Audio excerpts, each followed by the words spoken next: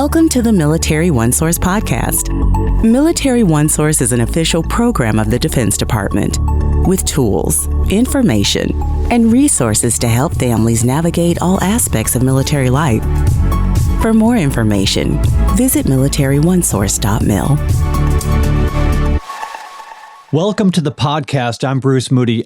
I invite you to listen to today's episode because this will be proof that there is hope for the future. I mean that. When we look at the challenges of the day, and there are many, we wonder if the next generation is up for the tasks that, frankly, we're handing them. My guest today is Ahsha, a young woman from a military family. I know the conversation that you're going to hear today will give you hope for the future. So, Ahsha, welcome to the podcast. Hi, I'm so excited to be here. So excited and blessed. Yeah. We're excited to have you here. We're excited to hear your plan for saving the world that we're presenting to you. But I want to explain how we got to learn about you. You've been active. You've been active with the Boys and Girls Club of America, and were recently named Military Youth of the Year. And congratulations for that. And I want to get into that by way of learning about you and your background. So kind of tell us a little bit about your family. Where were you born? What branch and stuff like that? Yes, of course. I was actually born in Virginia Beach. So I am connected to the military through my stepdad, who I call my dad, and my older brother. My dad was retired from the Air Force for 25 years. And so in the middle of my 8th grade year, we actually had to move down to Georgia and start completely over. And I was like, oh my goodness. A year into high school, my sophomore year, my brother goes to our local teen center on the Navy base.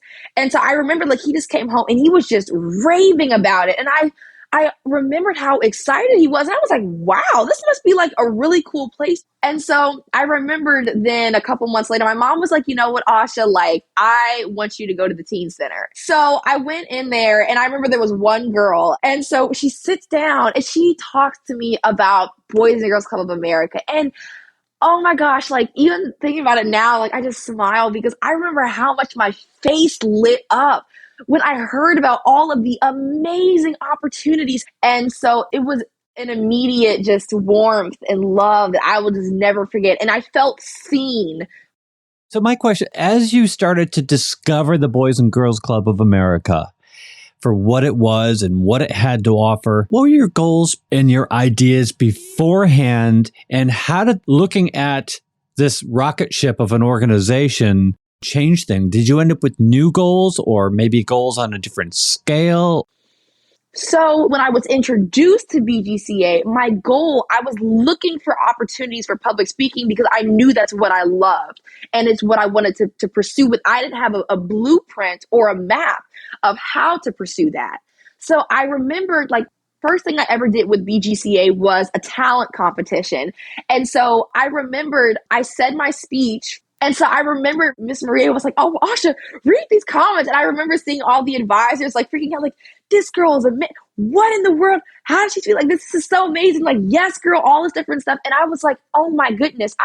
The door was opened and BGCA was a laid out plan. I had a plan for how to achieve my goals. So I said, okay, how can I start? First, I want to start by joining some of the clubs that they have. So, the Presidential Circle, the Keystone Club, I took every opportunity my advisor threw in front of me. I was grabbing everything. UPS Road Code, National Ambassador. I was trying to get exposure to as many things as possible because my goal at that point was, how can I become well-rounded?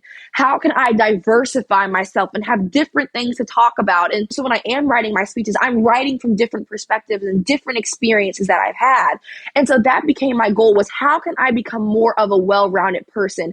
How can I learn and grow as a young woman? Because now, I'm looking towards, college and becoming a young woman. So BGCA was setting me up for my future, which was different than what I was experiencing in high school. So I have a question about being a well-rounded person. Talk to me. Why is it important to you to become a well-rounded person? And what sort of disciplines do you have to employ to make that happen? Yes. So I remembered one of the biggest influences that my stepdad had on me was, obviously, being in the military, he was very like strict, we got to be on time, we got to go. But one thing he drilled into me was, what are you going to bring to the table? And how are you going to be a well-rounded person? He's like, Ahsha, there's so much more to life than just being a public speaker. You need to have experiences in different things so you're able to connect with different people. And he presented being a well-rounded person to me as something that not only would it benefit me in the workforce, but in life. Like friendships and all these different, relationships that I would make, and being able to connect with people. Being a well-rounded person is a benefit for just life in general, not just the career field. And so, what he told me is you have to be open to trying different things. Okay, let me turn back to the Boys and Girls Club of America and their Military Youth of the Year program. What was your motivation to going into this? Did you have a message or a goal that you thought that this program could allow you to convey or pursue? Yes. So I remember when Miss Maria first told me about the Youth of the Year program, I was like, no, I don't really think I'm military enough for that. There was always still that insecurity that because I wasn't active duty or because I didn't have active duty parents, I wasn't qualified to compete in the competition. And that's when she told me the term military connected teens. And I was like, wow, there are so many different ways teens are connected to the military. Like the military is so diverse. It's not just active duty. Like I said, there's so many layers to what the military is. And with that, there's so many different layers and ways that people are connected. So I remember when I found that out, I was like, all right, so I can do the competition. I'll go in there and do my best. I honestly feel like my goal has always been the same. It's to show people that your story has value. You were not placed in this earth for an accident. Like you were placed with a purpose. You have something about you that is going to inspire and help other people. Whether it's public speaking or art or even welding, you don't know how you can influence another person. Well, you can't make that judgment when you haven't giving yourself the opportunity to share your story with people to see if it'll help another person. And so honestly, that was my goal going into the competition. Like, man, I just want to share my story to people. Now, you're currently with Regent University at Virginia Beach, yes, studying marketing and communication. How did you come to choose those majors, and do you have an idea of what you want to do with them? So my goal is to become a motivational speaker. So I remember actually talking to my math tutor, who I said was my life coach. And I remember he was like, I think that's great. But he's like, well, who's your target audience? How are you going to market your speeches and yourself to different people, to different companies? And so I was like, oh man, like, well, marketing would benefit me more in that area. And I'm interested in learning about the behind the scenes, I guess, of how I would market my speeches and myself to audiences. And even when it comes to writing speeches, like who's your target audience? What message do you want? How are you going to make your audience feel like that message applies to them? And so I remember after that conversation, I talked to my parents. I said, hey, I'm switching my major. I'm going to major in marketing with a minor in communications. But I felt like, honestly, I would get a bigger benefit in what I wanted to do coming out of college with a major in marketing. So that's kind of how I came to my current situation in my major.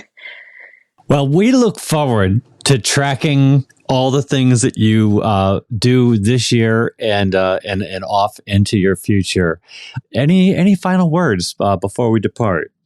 I mean, for me, again, I am just so thankful for this opportunity. And I really hope that people get out of this, like, who you are, you don't have to know who you are, like, right now. And it's okay to mess up. It's okay to make mistakes, but give yourself grace. Give yourself time to learn and grow and explore new things. If I didn't explore new things, I would not be on this podcast call right now. If there's anything you take away from this podcast, your story and who you are as a person genuinely has value and genuinely will inspire somebody else in this world. So don't give up. Keep pushing through whatever hardship you're going through. Know that you are unique, you have value, you have purpose, and that someone else is going to see that and someone else is going to be inspired by that.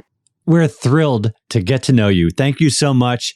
Keep in touch. We're going to have you back on the podcast. No question, because there's more to follow in this space. No doubt. Ahsha, thank you so much for joining us today. Thank you.